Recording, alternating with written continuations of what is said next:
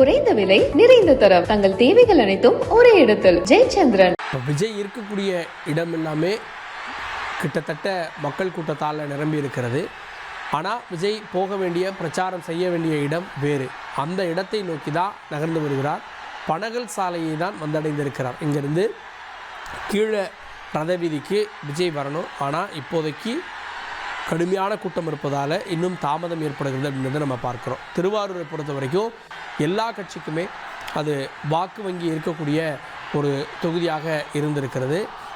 குறிப்பாக டெல்டா மாவட்டத்துடைய முக்கிய பகுதி இது.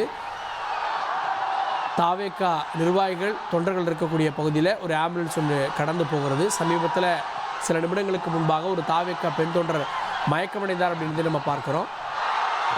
எதையும் மீட்பதற்காக அந்த வாகனம் போகுது அப்படின்றத பார்க்குறோம் காட்சிகளில். இன்னும் சில நிமிடங்களில் தாவேகா தலைவர் வந்துடுவார் அப்படின்றதுக்காக காத்திருக்கிறார்கள் தாவேகா நிர்வாகிகள். இதே போல தான் கடந்த வாரம் 4 பாயிண்ட்டுகள் திட்டமிடப்பட்டு அதில் 3வது பாயிண்ட் வரை அவரால் கவர் பண்ண முடிஞ்சது. அதுவும் அங்கே தொண்டர்களை பார்த்து கையசைத்து விட்டு தான் சென்றார். 4வது பாயிண்ட்டு பெரம்பலூரை அவரால் ரீச் பண்ணவே முடியலை. ஆனால் இந்த முறை இந்த திட்டமிடுதல் அப்படின்றது ஒரு நாளைக்கு 2 இடம் அப்படின்னு மாற்றப்பட்டிருக்கு. இப்போது அடுத்தடுத்த நாட்கள் அப்படின்றப்போ இது நிச்சயமாக ஞாயிற்றுக்கிழமையும் சேர்த்து மாற்றப்படும் அப்படின்னு தகவல் சொல்கிறாங்க. ஏன் தாவேகாவுடைய விஜயனுடைய இந்த திட்டமிடுதல் சாட்டர்டே மட்டும் இருக்குது அப்படின்றதுக்கு அவரே ஒரு விளக்கம் சொன்னார்.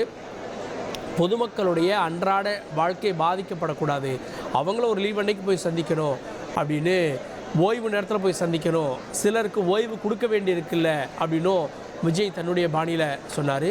அதையெல்லாம் கருத்தில் வச்சு தான் சனிக்கிழமை இந்த பிரச்சாரம் அப்படின்னு திட்டமிடப்பட்டதாக தாவேகா தலைவர் சொன்னார். தொடர்ந்து செய்தியாளர் தாய்மானவன் வருகிறார். தாய்மானவன், விஜய் அவருடைய வாகனம் அந்த கீழரத வீதிக்கு பக்கத்தில் வந்துடுச்சு, ஆனால் இன்னும் வருவதில் தாமதம் இருக்குது. ஏன், விவரங்கள் என்ன? காவல்துறை ஏற்கனவே விஜய் அவர்களுக்கு அனுமதி அளித்த போது வாகனம் எப்படியாக வர வேண்டும் என்பது தொடர்பான விவரங்களையும் அளித்திருந்தாங்க.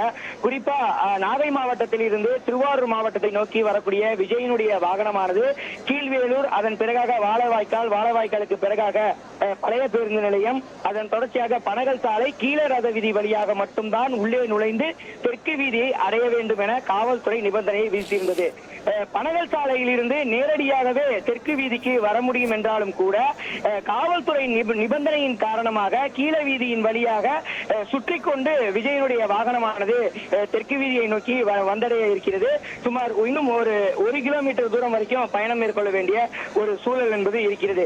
வழி நெடுகிலும் தொண்டர்கள் உற்சாக வரவேற்பு அளிக்கிறாங்க. இன்னொரு புறம் விஜய் எப்படியாவது பார்த்துவிட வேண்டும் என்பதற்காக தொண்டர்கள் அவர்களுடைய சுய விருப்பத்தின் அடிப்படையில் விஜயனுடைய வாகனத்தை பின்பற்றக்கூடிய காட்சிகளை நேரடியாக பார்க்க முடியுது. இதன் காரணமாக திருவாரூர் பகுதி முழுவதுமே ஒரு கடுமையான போக்குவரத்து நெரிசல் என்பது நிலவுகிறது. இந்த போக்குவரத்து நெரிசலுக்கு மத்தியில தான் விஜயனுடைய வாகனமானது ஊர்ந்து வரக்கூடிய காட்சிகளை நம்மால் நேரடியாகவே பார்க்க முடிகிறது. சுமார் 2 கிலோமீட்டர் தொலைவு தான் உள்ள விஜய் அவர்கள் இந்த தெற்கு வீதி பகுதிக்கு வருகை தர வேண்டிய ஒரு சூழல் இருந்தது. ஆனால் 1 கிலோமீட்டரை கடப்பதற்கே பல நிமிடங்கள் ஆனது. இந்த நிலையில தான் கீழ வீதியில் இருந்து தெற்கு வீதி வருவதற்கு மேலும் 10 முதல் 15 நிமிடம் ஆகலாம் என எதிர்பார்க்கப்படுகிறது. காலை முதலே தொண்டர்கள் தெற்கு வீதி பகுதியில் திரண்டிருக்கிறாங்க. ஏராளமான தொண்டர்கள் தொடர்ச்சியா வந்த வண்ணம் இருக்கிறாங்க. விஜயனுடைய வாகனத்தை பின்பற்றி வரக்கூடிய தொண்டர்களும் பலரும் தற்போது மீண்டும் அந்த தெற்கு வீதிக்குள்ளே நுழைந்து வரக்கூடிய காட்சிகளை நம்மால நேரடியாக பார்க்க முடியுது. நேரம் செல்ல செல்ல தொண்டர்களுடைய எண்ணிக்கை என்பது அதிகரித்த வண்ணம் இருக்கிறது. திருவாரூர்ல ஆழி தேரோட்டம் என்பது ஒரு பிரசித்தி பெற்ற ஒரு நிகழ்வாக இருக்கும். 4 மாட வீதிகளிலுமே ஏராளமான பொதுமக்கள் அந்த ஆழி தேரோட்டத்தை பார்ப்பதற்காக கூட்டமாக குடும்பமாக கூடுவது வழக்கமாக இருக்கும். அந்த வகையில விஜயை பார்ப்பதற்காக இந்த 4 வீதிகளிலும் பொதுமக்களும் ஆங்காங்கே குடும்பமாக திரண்டிருக்கக்கூடிய காட்சிகளை நம்மால் நேரடியாகவே பார்க்க முடியுது. பலர் குழந்தைகளை அழைத்துக் கொண்டு வந்திருக்கிறார்கள். தமிழக வெற்றி கழகத்தின் தலைமையின் தரப்பில் ஏற்கனவே வழிகாட்டுதல் என்பது வழங்கப்பட்டிருக்கிறது. பெண்கள், மாற்றுத்திறனாளிகள், கர்ப்பிணி பெண்கள், குழந்தைகள் யாரும் இந்த கூட்டத்திற்கு வர வேண்டாம், அனைவருமே நேரலையை வீட்டில் வீட்டில் இருந்தே கண்டுகளியுங்கள் என்றெல்லாம் வந்து சொல்லப்பட்டிருந்தது. ஆனால் பெண்கள் பலருமே வந்து குழந்தைகளோடு விஜயை காண வேண்டும் என்பதற்காக இங்கே வருகை தந்திருக்கக்கூடிய காட்சிகளை நேரடியா பார்க்க முடிந்தது. ஏற்கனவே விஜய் அவர்கள் மக்கள் சந்திப்பு நிகழ்ச்சி கடந்த வாரம் முதல் முறை நடந்தபோது திருச்சி, அரியலூர் ஆகிய மாவட்டங்கள்ல விஜயனுடைய வாகனத்தை எப்படி தொண்டர்கள் வந்து பின்தொடர்ந்து வந்தார்களோ, விஜயை அருகில் பார்த்து விட வேண்டும், அவருடன் ஒரு செல்ஃபி எடுத்து விட வேண்டும் என்பதற்காக கூட்டம் கூட்டமாக படையெடுத்திருந்தார்களோ, அது போன்ற ஒரு சூழல் தான் நாகையிலும் சரி திருவாரூரிலும் சரி தொடர்கிறது. இதன் காரணமாகத்தான் தொடர்ச்சியாக காலதாமதம் என்பது ஏற்பட்டிருக்கிறது. திருவாரூரை பொறுத்த மட்டில் மதியம் 2 மணி முதல் 3 மணி வரைக்கும் தான் இங்க அந்த தெற்கு வீதியில பிரச்சாரம் நடத்துவதற்கு காவல்துறை முதல்ல அனுமதி வந்து அளித்திருந்தாங்க.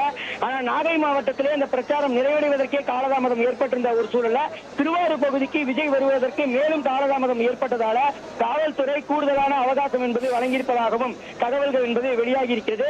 தொடர்ந்து விஜயினுடைய வாகனம் என்பது சரியாக 5 மணிக்கு மேலாகத்தான் இந்த தெற்கு வீதி பகுதிக்கு வரும் எனவும் மக்களை சந்தித்து விஜய் பல்வேறு பிரச்சனைகளை பேசுவதற்கு அதிக வாய்ப்பு இருப்பதாகவும் தகவல்கள் வெளியிடப்பட்டிருக்கிறது. நாகை மாவட்டத்தில் மீனவர்கள் நலன் சார்ந்த பல்வேறு விஷயங்களை விஜய் பேசியிருந்தார். இங்கே திருவாரூரை பொறுத்த மட்டில் விவசாய பெருங்குடிகள் நிறைந்த இடமாக இருக்கக்கூடிய நிலையில் விவசாயம் சார்ந்த பல்வேறு கருத்துக்களை விஜய் பேசுவார் எனவும் எதிர்பார்க்கப்படுகிறது.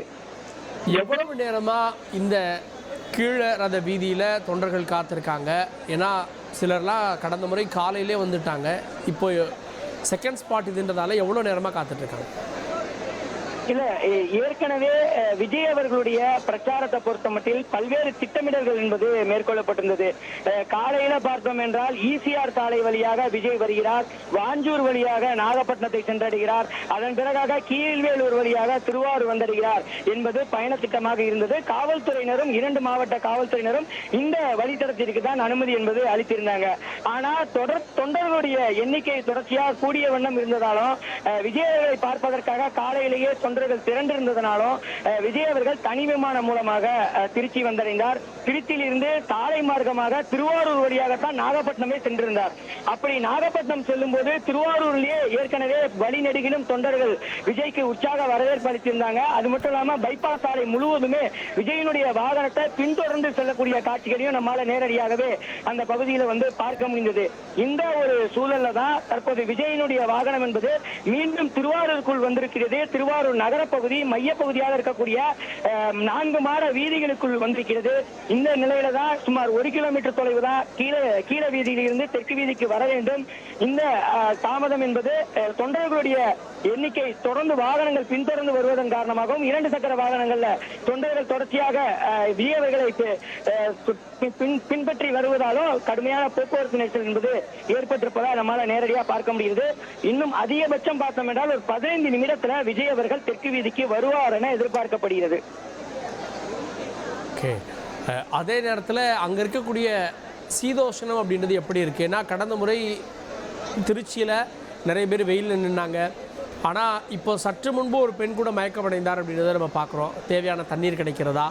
ஏன்னா இப்போ டெல்டா மாவட்டங்களில் லேசான மழைக்கான வாய்ப்பும் இருக்குது. அப்படின்றப்போ காலையிலிருந்து நிற்கக்கூடியவர்கள் இவர்களுக்கான சீதோஷணம் எப்படி இருக்குது?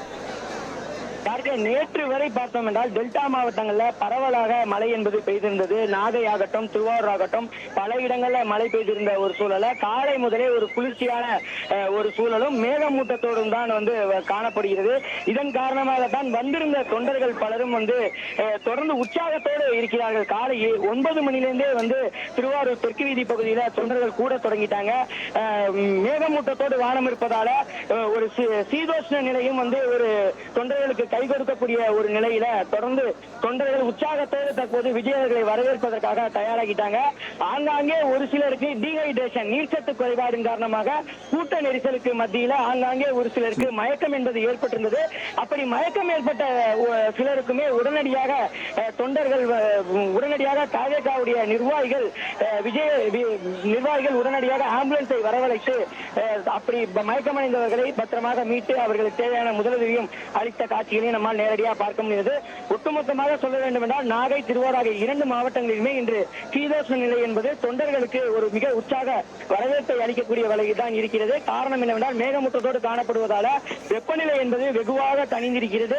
இதன் காரணமாக தொண்டர்களும் பெண்களும் குழந்தைகளும் வெகு உற்சாகத்தோடு விஜயவர்களை வரவேற்பதற்கும் விஜயை பார்ப்பதற்கும் தங்களுடைய உணர்ச்சிகளை வெளிப்படுத்துவதற்காக இங்கே திரண்டிருக்கக்கூடிய காட்சிகள் நேரடியாக பார்க்க முடிகிறது. கூடுதல் விவரங்களுக்கு நன்றி தாய்மானவன். குறைந்த விலை நிறைந்த தரம் தங்கள் தேவைகள் அனைத்தும் ஒரே இடத்தில் ஜெயச்சந்திரன்.